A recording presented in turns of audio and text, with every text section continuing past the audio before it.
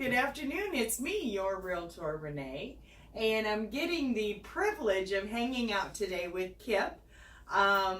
Kip is with Mitchell Insurance. And so, Kip, thanks so much for allowing me to come to your office today. Yeah, absolutely. It's a great opportunity. I appreciate it. We've had a good time hanging out, talking sports. You really can't see around his office here, but he's got sports stuff everywhere. It's so cool. That's right. So, Kip, tell me, first of all, who are you with?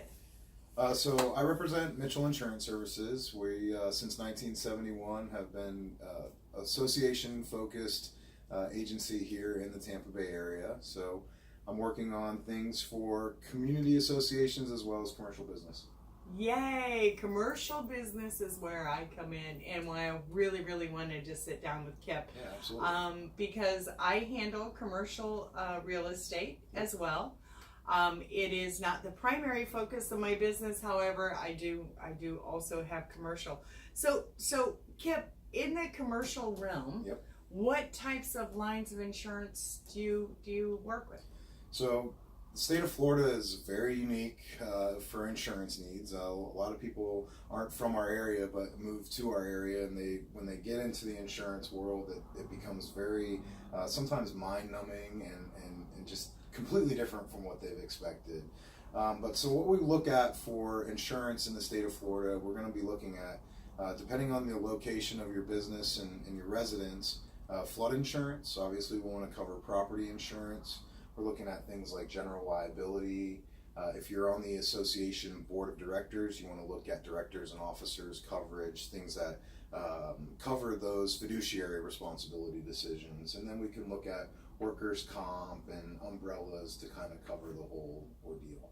And that's huge. Oh yeah, for sure. Absolutely huge, because there's a lot of risk. There's a lot of liability, right? Especially in association situations, and any time that you have multiple individuals entering into your establishment, it's big. From a sheer number standpoint, when you look at liability, there's a lot of to and from traffic with guests and people, whether they're wanted or unwanted. And so we look at liability. What can we do around the associations to prevent any slip and falls, trip and falls, that type of thing? And even stepping onto your property, anyone that's just walking by down the street. I mean, there's a lot welcome or unwelcome, we got to cover for the unexpected. Exactly. So this is a good guy to have in your back pocket. You really need him there. And so tell me, or tell us, what are 5 things, let's do 5 things, okay, that consumers should always ask their agent? Sure. I mean, first and foremost, I think the biggest thing is, what am I covered for? What should I be covering, and how am I covering those things? With community associations, we do a lot of things based on your appraisals, and those are due every 36 months for state statute. But we're going to look at coverage limits, deductibles, the different terms, and how the actual contract is written for insurance, because it is a contract, and it's tough to read into that, and that's why you have somebody like me. So first and foremost, what am I covered for based on property, flood needs, liability, those types of things. I would say the next big thing is, what are my deductibles, and can I afford my deductibles? So if you're an association that's looking at a policy renewal coming up here in the next few months, and you want to take a look at what coverages you do have, what your deductibles look like, I'm happy to help take a look at some things, give you an idea of what your deductibles are, what they actually mean. In the state of Florida, if we're just looking at property and wind coverage, we're looking at 2 different types of deductibles. You have one for hurricane, and they even split that into 2 with named storm or just hurricane.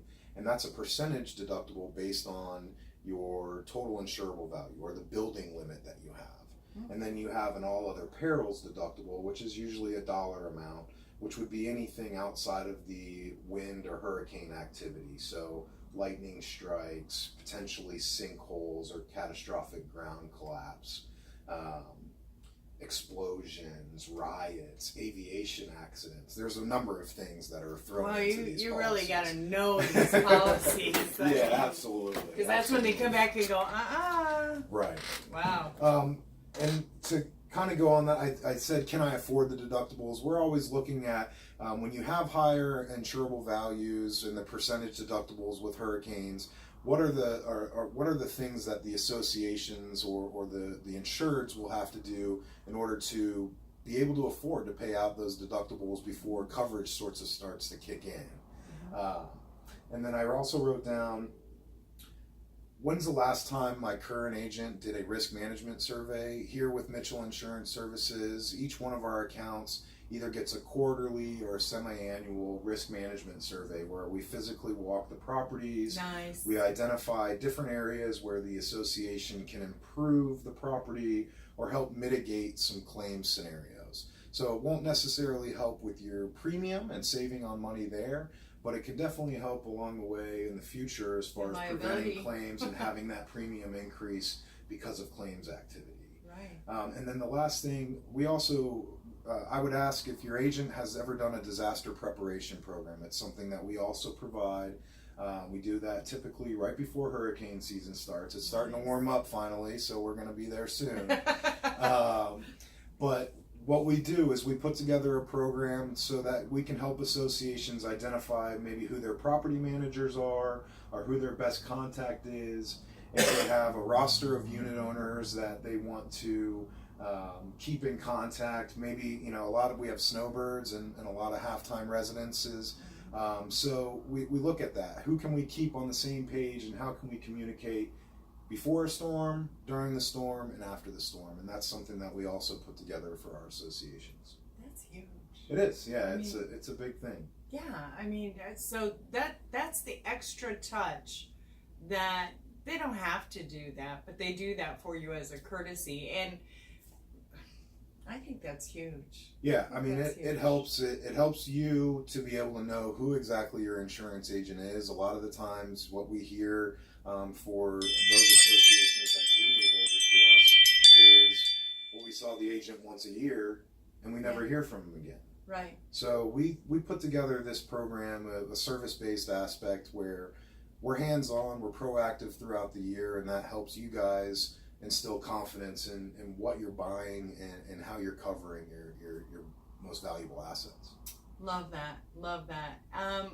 Kip, thanks so much. Absolutely. Thanks I'm so so much happy to do it. Man, yeah, I tell you what, you've got to get with Kip. Kip, where are you located? We're here at 6534 Central Avenue, but I'm a very mobile person. I get around easily. I was born and raised in the Tampa Bay area here, so no matter where you are in our vicinity, I can get to you. Well, you get around pretty good if you don't get hurt at your baseball. That's right. Baseball or football is keeping me young. So, okay, so you're here in St. Petersburg, but you will go to them. And how can they reach you? You can reach us via email. I'm at kip@mitchellinsurancefl.com. You can always give us a call at 727-360-8190, or you can visit our website, mitchellinsurancefl.com. So there you go. I'm your realtor, Renee. I am your community expert and bringing to you the professionals and businesses that make a difference to you and your coverages. I'm your realtor, Renee. You can reach me at 727-254-9079. Kip, Awesome. You're the bomb. Thanks so much, Renee. You rock. That was awesome.